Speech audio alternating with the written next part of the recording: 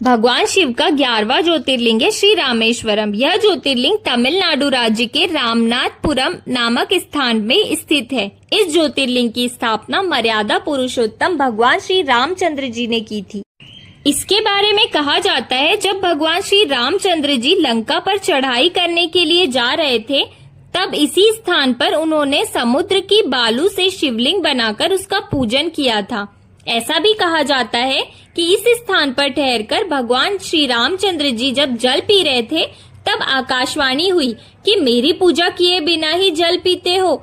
इस वाणी को सुनकर भगवान श्री राम ने बालू से शिवलिंग बनाकर उसकी पूजा की और भगवान शिव से रावण पर विजय प्राप्त करने का वर मांगा। उन्होंने प्रसन्नता के साथ यह वर भगवान श्री राम को दे दिया।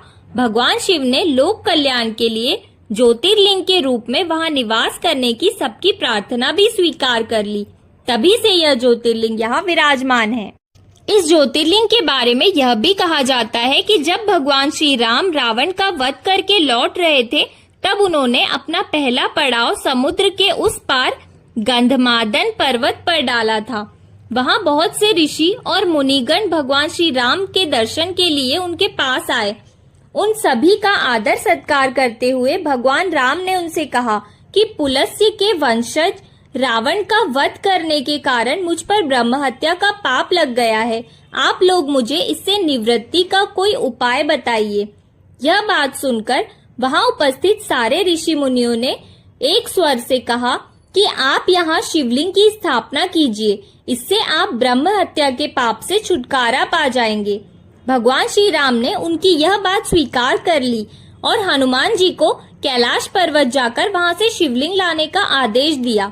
हनुमान जी तत्काल ही वहां पहुंचे, किंतु उन्हें उस समय वहां भगवान शिव के दर्शन नहीं हुए। अतः वे उनका दर्शन प्राप्त करने के लिए वहीं बैठकर तपस्या करने लगे। कुछ काल के बाद शिव जी के दर्शन प्राप्त कर हनुमान जी शिवलिंग लेकर लौटे, किंतु तब तक शुभ मुहूर्त बीत जाने की वजह से सीता जी द्वारा शिवलिंग की स्थापना का कार्य किया जा चुका था। हनुमान जी को यह सब देखकर बहुत दुख हुआ। उन्होंने अपनी व्यथा भगवान श्री राम से कह सुनाई। भगवान ने पहले ही लिंग को स्थापित किए जाने के कारण हनुमान जी को बताते हुए कहा कि यदि तुम चाहो तो इस लिंग को यहाँ से उखाड़कर हटा दो। हनुमान जी अत्यंत प्रसन्न होकर उस लिंग को उखाड़ने लगे, किंतु बहुत प्रयत्न करने के बाद भी वह टस से मस नहीं हुआ। अंत में उन्होंने उस शिवलिंग को अपनी पूंछ में लपेटकर उखाड़ने का प्रयत्न किया, फिर भी वह ज्यों का त्यों अडिग ही रहा। उल्टे हनुमान जी ही धक्का खाकर एक कोस दूर मूर्छित होकर गिर पड़े। उनके शरीर से रक्त बहने लगा। यह देखकर सभी लोग अत्यंत व्याकुल हो उठे। माता सीता जी पुत्र से भी प्यारे अपने हनुमान जी के शरीर पर हाथ फेरती हुई विलाप करने लगी। मूर्छा दूर होने पर हनुमान जी ने भगवान श्री राम को परम ब्रह्म के रूप में सामने देखा। भगवान ने उन्हें शंकर जी की महिमा बताकर उनका प्रबोध किया। हनुमान जी द्वारा लाए गए लिंग की स्थापना वही पास में करा दी और उस शिवलिंग को हनुमंतेश्वर महादेव कहा जाने लगा। भगवान शिव का 12वां ज्योतिर्लिंग है श्री घुश्मेश्वर। यह महाराष्ट्र प्रदेश में दौलताबाद से 12 मील दूर वेरुल गांव के पास स्थित है। इस ज्योतिर्लिंग के बारे में कथा है, दक्षिण देश में देवगिरी पर्वत के निकट सुधर्मा नाम का एक अत्यंत तेजस्वी तपोनिष्ठ ब्राह्मण रहता था। उसकी पत्नी का नाम सुदेहा था। दोनों में परस्पर बहुत प्रेम था। किसी प्रकार का कोई कष्ट नहीं था उन्हें, लेकिन उनकी कोई संतान नहीं थी। ज्योतिष गणना से पता चला कि सुदेहा के गर्भ से संतान उत्पत्ति हो ही नहीं सकती। सुदेहा संतान की बहुत ही इच्छुक थी। उसने सुधर्मा से अपनी छोटी बहन से दूसरा विवाह करने का आग्रह किया। पहले तो सुधर्मा ने उनकी बात नहीं मानी, लेकिन अंत में उन्हें पत्नी के अब जिद के आगे झुकना ही पड़ा। वे उसका आग्रह टाल नहीं पाए। वे अपनी पत्नी की छोटी बहन घुष्मा को ब्याहकर घर ले आए। घुष्मा अत्यंत विनीत और सदाचारिणी स्त्री थी। वह भगवान शिव की अनन्य भक्त थी। प्रतिदिन 101 पार्थिव शिवलिंग बनाकर हृदय की सच्ची निष्ठा के साथ उनका पूजन करती थी। भगवान शिव जी की कृपा से थोड़े ही दिन बाद उसके गर्भ से अत्यंत सुंदर और स्वस्थ बालक ने जन्म लिया। बच्चे के जन्म से सुदेहा और घुष्मा दोनों के ही आनंद का ठिकाना न रहा। दोनों के दिन बड़े आराम से बीत रहे थे, लेकिन ना जाने कैसे थोड़े ही दिनों बाद सुदेहा के मन में एक कुविचार ने जन्म ले लिया। वह सोचने लगी, मेरा तो इस घर में कुछ है ही नहीं, सब कुछ घुष्मा का ही है। मेरे पति पर भी उसने अधिकार जमा लिया, संतान भी उसी की है। यह कुविचार धीरे धीरे उसके मन में बढ़ने लगा।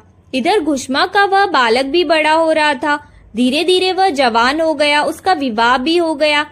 अब जब सुधर्मा के मन का कुविचार रूपी अंकुर एक विशाल वृक्ष का रूप ले चुका था, अंततः एक दिन उसने घुष्मा के युवा पुत्र को रात में सोते समय मार डाला। उसके शव को ले जाकर उसने उसी तालाब में फेंक दिया जिसमें घुष्मा प्रतिदिन पार्थिव शिवलिंगों को फेंका करती थी। सुबह होते ही सबको इस बारे में पता चल गया। पूरे घर में कोहराम मच गया। सुधर्मा और उसकी पुत्र वधू दोनों सिर पीटकर फूट फूट कर रोने लगी, लेकिन घुष्मा नित्य की भांति भगवान शिव की आराधना में तल्लीन रही, जैसे कुछ हुआ ही ना हो। पूजा समाप्त करने के बाद वह पार्थिव शिवलिंगों को तालाब में छोड़ने के लिए चल पड़ी। जब वह तालाब से लौटने लगी, उसी समय उसका प्यारा लाल तालाब के भीतर से निकलकर आता हुआ दिखलाई पड़ा। वह सदा की भांति आकर घुष्मा के चरणों पे गिर पड़ा, जैसे वह कहीं आसपास से ही घूमकर आ रहा हो। इसी समय भगवान शिव भी वहां प्रकट होकर घुष्मा से वर मांगने को कहने लगे। वह सुदेहा की घिनौनी करतूत से अत्यंत क्रुद्ध हो उठे थे। अपने त्रिशूल द्वारा उसका गला काटने को उद्यत दिखलाई दे रहे थे। घुष्मा ने हाथ जोड़कर भगवान शिव से कहा, प्रभु, यदि आप मुझ पर प्रसन्न हैं, तो मेरी उस अभागिन बहन को क्षमा कर दे। निश्चय ही उसने अत्यंत जघन्य पाप किया है, किंतु आपकी दया से मुझे मेरा पुत्र वापस मिल गया। अब आप उसे क्षमा करें। और हे प्रभु, मेरी एक प्रार्थना और है, लोक कल्याण के लिए आप इस स्थान पर सर्वदा के लिए निवास करें। भगवान शिव ने उसकी ये दोनों बातें स्वीकार कर ली। ज्योतिर्लिंग के रूप में प्रकट होकर वह वहीं पर निवास करने लगे। सती शिव भक्त घुष्मा के आराध्य होने के कारण वे यहाँ घुष्मेश्वर महादेव के नाम से विख्यात हुए। घुष्मेश्वर ज्योतिर्लिंग की महिमा पुराणों में बहुत विस्तार से कही गई है। इस ज्योतिर्लिंग को घृष्णेश्वर भी कहा जाता है।